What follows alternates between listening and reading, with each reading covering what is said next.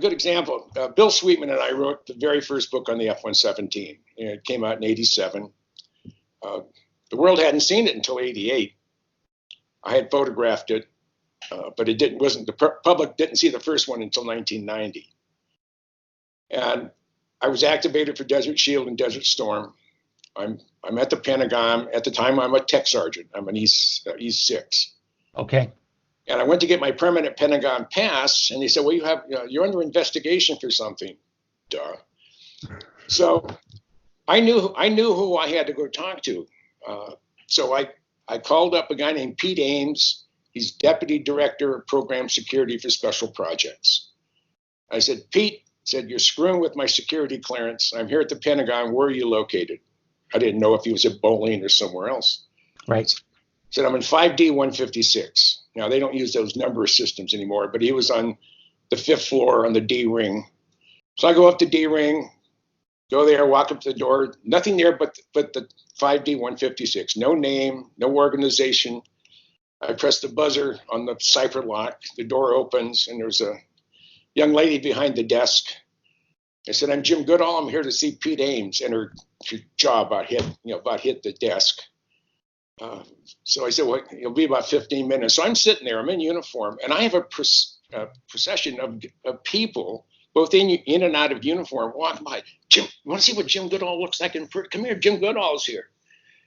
So your reputation preceded you, sir.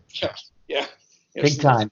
Same with John Dillinger and Al Capone too. So Pete comes out, and he's another agent, and we start having a discussion about primarily my block on my security clearance. I had a top secret clearance for 27 years.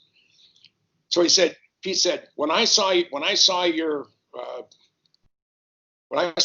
book on Bill and I did in the F-117, I wanted to put you on active duty and charge you with espionage.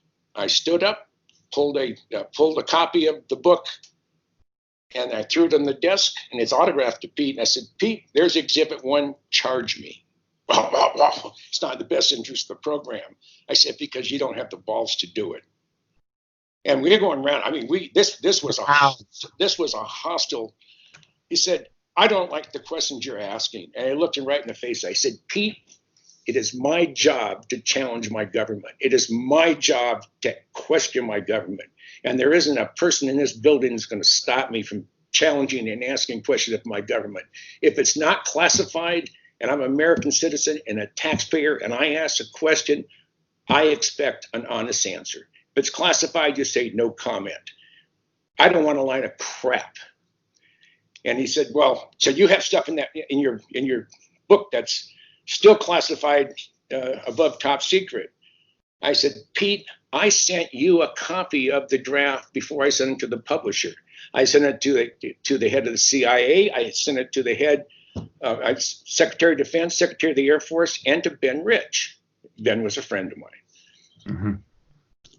Ben sends me an email. He said, "Jim, I would love to do the forward, but I can't because of security restrictions. The program is still very, very classified." Sure. So this went on, and he said, "These are my airplanes." I said, "Pete, you don't own a damn thing. These are owned by the American taxpayers. Your job is to maintain the article. If it's classified, then it's your job to make sure it stays within reasonable boundaries, still classified. But it's not your airplane. It belongs to the American people. We the people, not you the government. We're the sole owner." And he's getting really riled up. And I finally, after about 90 minutes, I said, "Pete, are we done?" "Well, I think so." And Pete was kind of a short guy. And now I'm in uniform. I'm in his territory. I'm behind a cipher locked door in a very classified environment. And I put my face right up to his face. I said, "Pete, you know what really pisses you off about me?" He said, "What's that?" He says, "I'm not afraid of you." And I go, turn around and leave. He turned a color red. Well, it's probably redder than that. I mean, he turned the color red and left. And then I heard from a friend of mine who worked. You gave him a raspberry. Oh yeah, yeah. And I I had a friend of mine who worked there at the Pentagon, and I talked to him about 3 or 4 days later. He knew I was where I was at, and he said, you know your friend Pete? I said, yeah. I said, they sent him home 15 minutes after you left because his blood pressure went through the roof, and they couldn't get it down. I'd upset him so much. How about that? That's Well, you're absolutely right. And, by the way, I'm sure there's a lot of people who just listened to what you said and thought, wow, this is my new hero. Like, I really believe, like, Americans need to be reminded of the fact that government works for us. We don't work for the government. And you were doing this in the pre-9/11 days. That's like a whole different universe, in my opinion, where people still were more likely, I would say, in my opinion, to have that attitude like, yeah, you belong to us.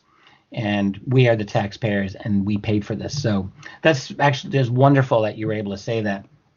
And I feel stronger. I actually feel stronger today about that than I did back in '89. Good. I think all of us need to feel more strongly about it as the years go by, because it just seems like we live in the upside down world, as far as I can tell. So let's remember what the words freedom and personal privacy and all that mean. Please hang up and try again.